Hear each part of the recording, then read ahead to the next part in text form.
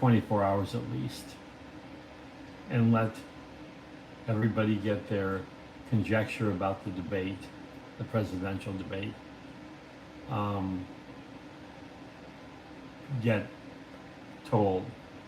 I wanted to let everybody let it sink in, okay?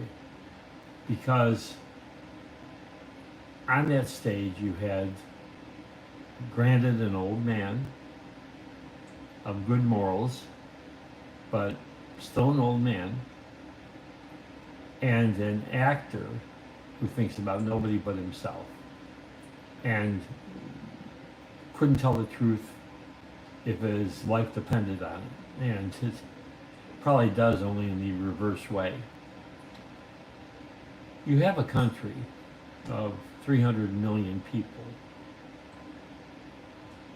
A country of 300 million people does not get run properly, does not get taken care of properly. Decisions can't be made by one man. It can't be done. If you have let's say you have a business that you work for or own that's got 50 employees, okay?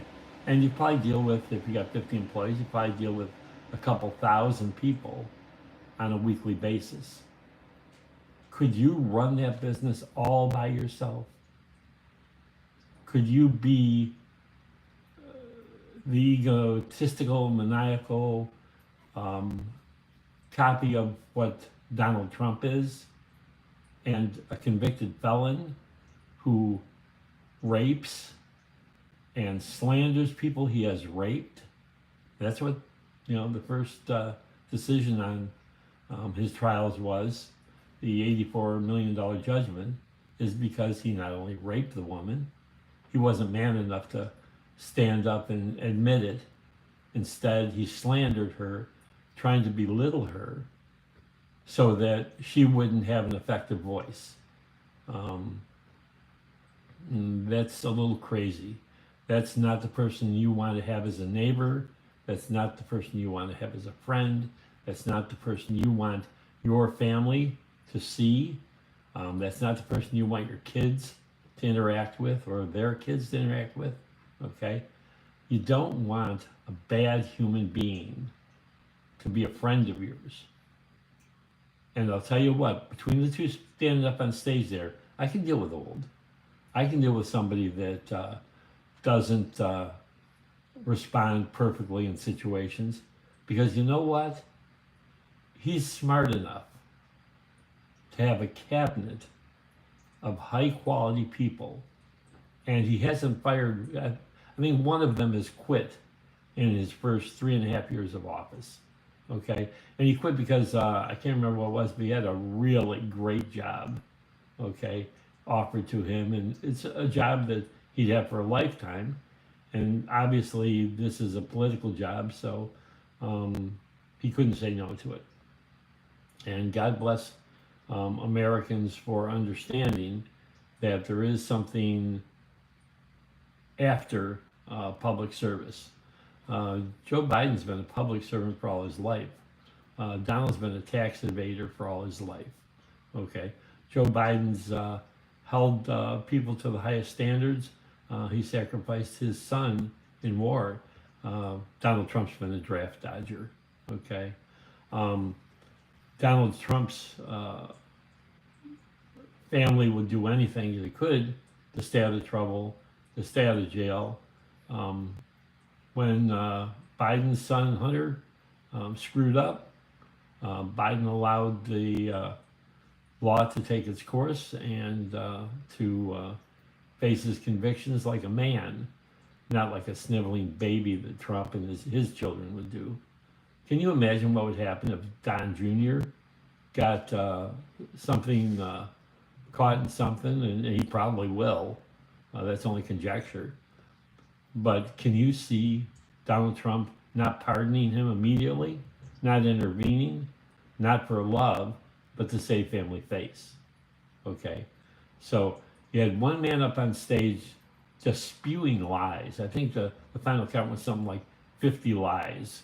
Okay, and the rules of the debate were such that There couldn't be a response to that.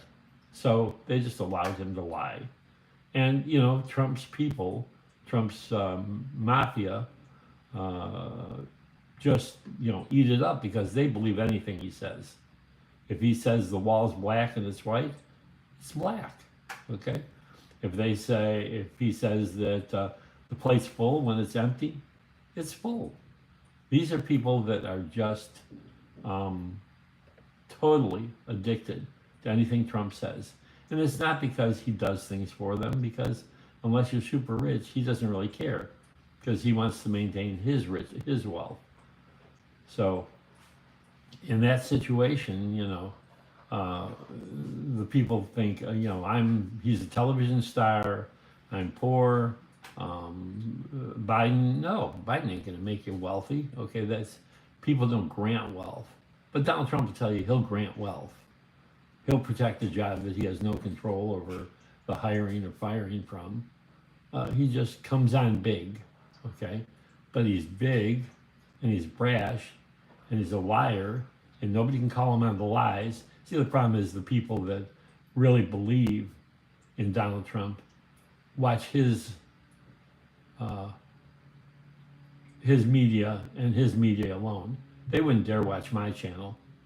They wouldn't think that there was any value in watching my channel. They know what they want to hear. They know they're going to get it from Trump, so that's what they listen to. Okay, it's kind of like having a horse race where you, the fans, only bet on one horse because they only allow one horse to enter the race. Okay, well, this presidential election is a two-horse race. Okay, we got one man who's standing there who's being honest, who has top quality people in his cabinet, and we've got another lying, braggadocious person who loves himself, probably kisses the mirror every night when he goes to bed, every morning when he wakes up, and doesn't believe that the truth is going to benefit him, that the truth is going to keep him out of prison. Okay, so he does all he can do to get elected. Okay, because all he knows that it's important that he wins, so he controls the situation. But he's not talking about controlling the situation of the war in the Middle East. He's not talking about controlling the situation of keeping China and the U.S. on level terms for imports, exports. He's not talking about keeping Russia and the Kremlin and Putin under control. Hell, he wants to build hotels over there. Of course he's going to suck up to Putin. Same with China. I'm sure that when time comes to sell out at the end of his administration to China so that he can put his name all over China, he doesn't really build hotels. He just takes his name, and he's like an internet influencer. He has a name. It's all he's got that's of any value. He doesn't have talent. He doesn't have knowledge. His daddy gave him $400 million back in the 80s, and now he can't afford a $400 million bail for staying out of jail. They won't approve him for it. Even bail companies, the bail company that offered his bail doesn't have the money to cover his bail. So that says it all with that. And it's so frustrating to have somebody that will lie. But you know what's even more frustrating? What's more frustrating is the stupid Americans, okay, that have nothing else to grasp onto in their lives, okay, except accept that lie. Because if they can't accept that lie, then they realize that their chances for success in this country are nil. What they don't realize is that lie won't help them get successful in this country. What gets you successful in this country is connections, education, work ethic, and then you're not going to be very successful, to be terribly honest. The days of picking yourself up by your bootstraps, working hard, and getting somewhere are long gone. They're over. Just try to make enough to survive, because survivability is what it's all about right now.